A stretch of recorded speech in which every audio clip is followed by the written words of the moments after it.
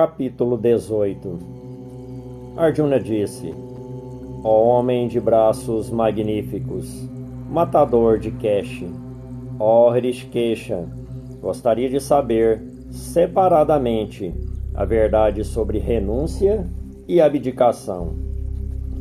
O Senhor disse: Os sábios conhecem renúncia como deixar de lado ações egoístas. Os esclarecidos chamam de abdicação o abdicar de todos os frutos da ação. Alguns sábios afirmam que a ação é falha e deve-se abdicá-la. Outros afirmam que não se devem abdicar atos de sacrifício, caridade e austeridade. Ouve minha conclusão sobre abdicação, melhor dos Bharatas. Descrevem-se 3 formas de abdicação, ó homem tigre. Não se deve abdicar sacrifício, caridade e austeridade. Esses devem ser feitos. Sacrifício, caridade e austeridade purificam até os sábios. Por isso, o indivíduo deveria, de fato, executar essas ações, abdicando apego e frutos. Eis meu ponto de vista categórico e final. Parta. Renunciar à ação prescrita não é correto.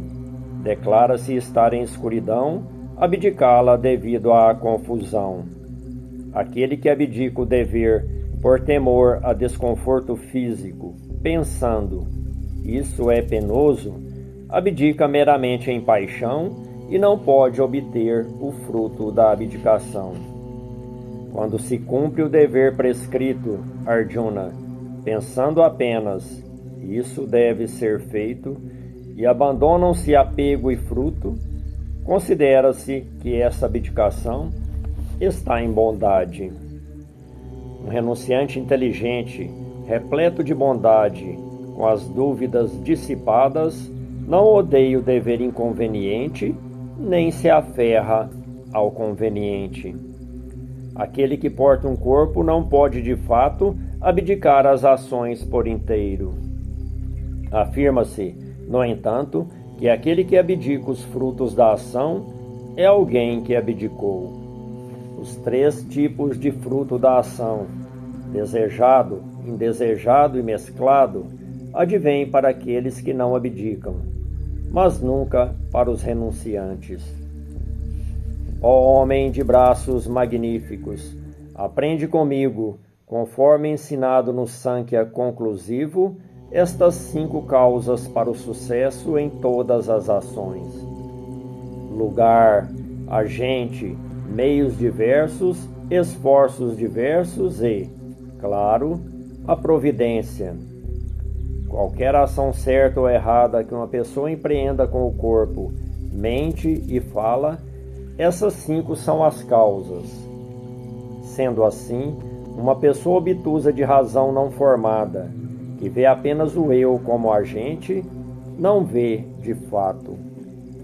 Aquele cuja natureza não é egocêntrica, cuja razão não está maculada, não mata mesmo quando mata essas pessoas, nem está atado. Conhecimento, o que é cognoscível e conhecedor, são os 3 tipos de ímpeto para a ação. Meios, ação e agente são a soma tripla da ação. Segundo a análise dos modos, afirma-se que conhecimento, ação e agente são de 3 tipos. Ouve devidamente sobre esses também. Aprende que conhecimento em bondade é aquele por meio do qual se vê uma única realidade, imutável em todos os seres, indivisa no dividido. Aprende que conhecimento em paixão é aquele por meio do qual se vêem separadamente em todos os seres várias naturezas de tipos separados. Porém, declara-se estar em escuridão o conhecimento que se aferra irracionalmente a uma tarefa como se fosse tudo, que é escasso e carece de um sentido de verdade. Afirma-se estar em bondade a ação prescrita, livre de apego, feita sem paixão nem aversão, por alguém que não busca o fruto. Contudo, afirma-se estar em paixão a ação feita por alguém que busca prazer egoísta, ou feita com egotismo e muita dificuldade. Afirma-se estar em escuridão a ação empreendida em ilusão, que ignora consequências, desperdícios, danos e limites humanos. Diz-se estar em bondade um agente livre de apego e autopromoção, repleto de determinação e decisão, imutável no sucesso e fracasso. Afirma-se estar em paixão um agente apegado, que busca o fruto da ação, ganancioso, violento, impuro, repleto de excitações e miséria. Declara-se estar em escuridão um agente inadequado, vulgar, teimoso, depravado, malicioso, ranzinza e procrastinador. Ouve, Dhananjaya, sobre os 3 tipos de divisão modal da razão e determinação, expostos completa e individualmente. Razão em bondade entende comprometimento e descomprometimento, dever e não dever, perigo e ausência de perigo, cativeiro e liberdade, parta. Mediante razão em paixão, entende-se imprecisamente dharma e não dharma, dever e não dever, parta.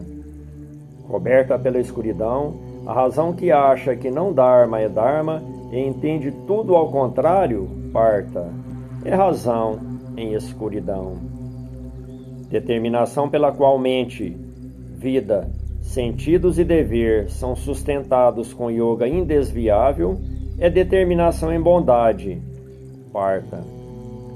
Determinação que é ávida pelos frutos, que sustenta o dharma, desejo e interesse com apego, é determinação em paixão, parta. E determinação estúpida, que não abdica de sono, medo, lamentação, depressão e até loucura, é determinação em escuridão, parta. Mas, agora, ouve-me falar, melhor dos Bharatas, sobre os 3 tipos de felicidade que o indivíduo desfruta por meio da prática, alcançando o fim do sofrimento. Aquilo que é como veneno no princípio e assemelha-se a néctar no final, afirma-se que é felicidade em bondade, nascida de clareza e autocompreensão. Felicidade proveniente do contato dos sentidos com seus objetos, assemelha-se a néctar no princípio e veneno no final, e considera-se estar em paixão. Felicidade que ilude a alma no início e no resultado, decorrente de sono, preguiça e loucura, declara-se estar em ignorância. Não há ser na terra, nem mesmo entre os deuses no céu, que esteja livre desses 3 modos nascidos da natureza. Para brahmanas, kshatriyas, vaixas e shudras, fustigador de adversários, seus modos nascidos da natureza dividem seus deveres. Calma, disciplina, austeridade, pureza e paciência, bem como retidão, conhecimento, sabedoria e fé em Deus, são qualidades de um Brahmana, nascidas de sua natureza. Heroísmo, poder, determinação e habilidade, bem como caridade, uma natureza governante e não fugir de uma luta, são qualidades de um kshatriya, nascidas de sua natureza. Agricultura, proteção às vacas e comércio são atividades de um vaixya, nascidas de sua natureza. E a atividade de um shudra, nascida de sua natureza, consiste em auxiliar. Cada pessoa dedicada à própria atividade atinge completa perfeição. Ouve como o indivíduo encontra a perfeição ocupado em sua própria atividade. Aquele de quem os seres emanam e por quem tudo isto é permeado, por adorá-lo mediante seu dever, um ser humano encontra a perfeição. Melhor é seu próprio Dharma imperfeito do que o Dharma alheio bem executado. Executando o dever estabelecido por sua natureza, o indivíduo não incorre em ofensa. Não se deveria abandonar o trabalho inato, ainda que falho. Falhas de certo encobrem todos os empreendimentos, assim como a fumaça encobre o fogo. Autocontrolado, com a razão desapegada em toda parte e anseios dissipados, o indivíduo, mediante renúncia, atinge a perfeição suprema de libertar-se do karma. Aprende comigo numa sinopse simples, como o indivíduo que atinge a perfeição também alcança Brahman, o status mais elevado de conhecimento.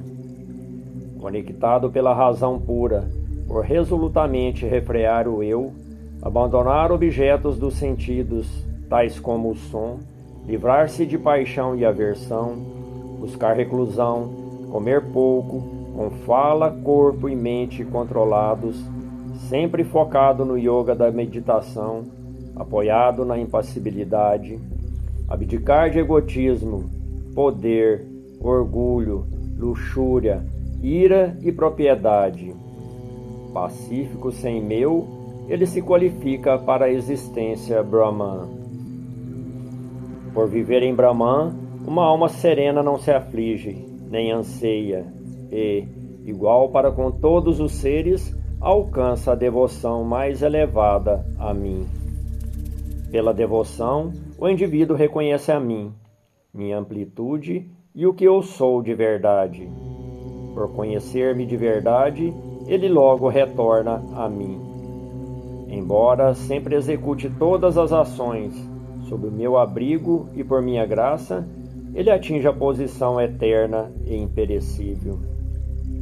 Mediante consciência, entregando todas as ações a mim e dedicado a mim, valendo-te do yoga da razão, permanece sempre consciente de mim.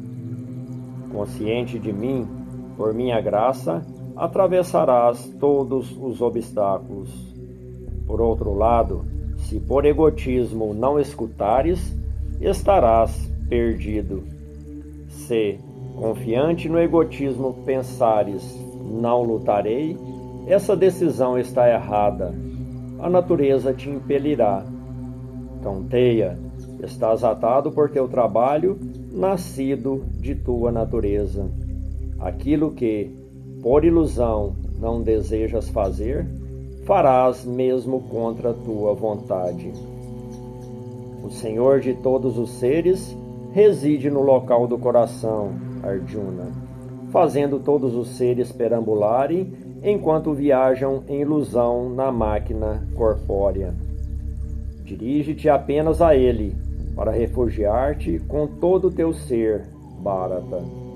Por sua graça, alcançarás paz suprema, a morada perpétua. Assim, ensinei a ti o conhecimento mais secreto do que o segredo. Após refletir sobre isso plenamente, faze o que desejares. Mais uma vez, ouve minha palavra suprema, a mais secreta de todas. És muito amado por mim, então falarei para o teu bem. Sê consciente de mim e devotado a mim. Faze oferendas a mim. Reverencia-me. Virás apenas a mim. Prometo realmente isso a ti, pois eu te amo. Abandonando todos os dharmas, venha apenas a mim em busca de refúgio. Eu te livrarei de todos os males.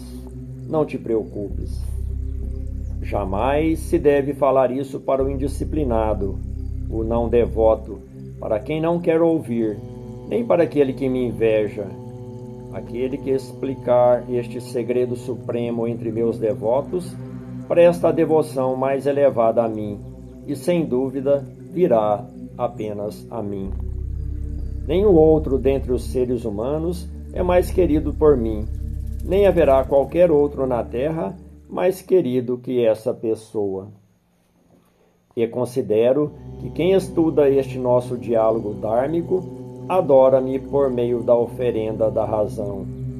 E uma pessoa de fé e sem inveja que possa ouvir, essa também está liberta e pode alcançar os mundos prósperos daqueles que executam atos piedosos. Ouviste isso? Parta, com a mente unidirecionada? Tua confusão causada pela ignorância desapareceu, Dhananjaya?